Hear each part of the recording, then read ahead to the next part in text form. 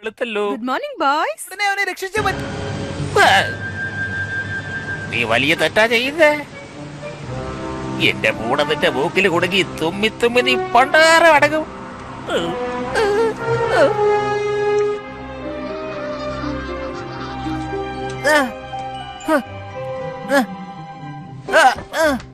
നേരം വെളുത്തല്ലോ. Good morning boys. Mom, dad, ഞാൻ സ്നോബലിനെ അന്വേഷിച്ച് കാട്ടിലേക്ക് പോയി. അവിടെ ഒരു സിംഹം അവനെ പിടിച്ചോണ്ട് പോയി. സ്വപ്നം കണ്ടതാവും. അല്ല, സത്യമാണ്. നമ്മൾ ഉടനെ അവനെ രക്ഷിച്ചേ പറ്റൂ. സ്വപ്നം കണ്ട് പേടിച്ചിട്ടുണ്ട്. അല്ല, ഞാൻ സ്വപ്നം കണ്ടതല്ല. വേഗം താഴേക്ക് വാ, ബ്രേക്ക്ഫാസ്റ്റ് റെഡിയാ.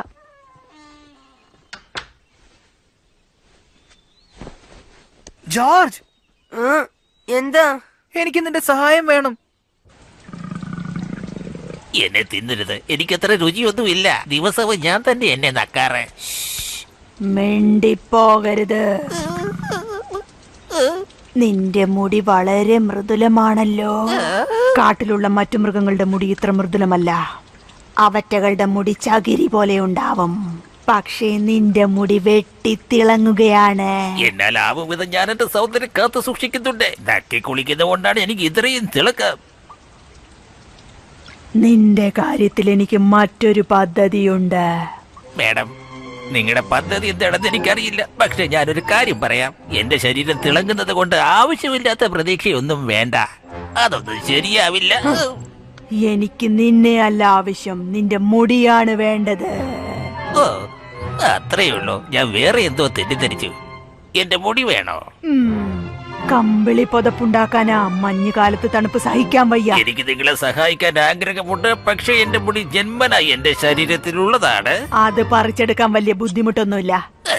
വേണ്ട, വേണ്ട, എടുത്ത് ചാടി ഒന്നും ചെയ്യല്ലേ. ഞാൻ കുറച്ചുകൂടെ തടിച്ചു കൊഴുത്താൽ നിങ്ങൾക്ക് വലിയ കമ്പിളി പുതപ്പുണ്ടാക്കാം. നന്നായി പുതച്ചുറങ്ങാം. തണുപ്പത്ത് നല്ല സുഖമായിരിക്കും. അതും ശരിയാണ്.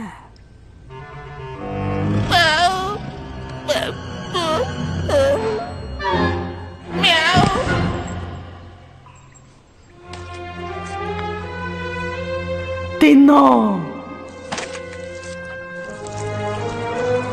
ഓ, എന്താ ഇത്? നീ തിന്നുന്നോ അതോ നിന്നെ ഞാൻ തിന്നണോ?